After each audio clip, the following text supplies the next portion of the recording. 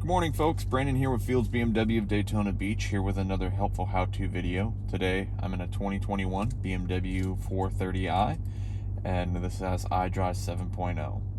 Today I'm going to be showing you how to do the preconditioning heating for your steering wheel and your seat. All you need to do to set that is you just select the menu button right here on your AC controls, and we want to go to Automate Habits. Underneath Automate Habits, we want to select the seat heating and make sure it's selected for individual conditions. From here, I can set the temperature that I want it to automatically activate at and what level I want my heat seating to activate, going from high to low. And you can also do the same with the heated steering wheel as well too. You can set to individual conditions and then set your temperature below.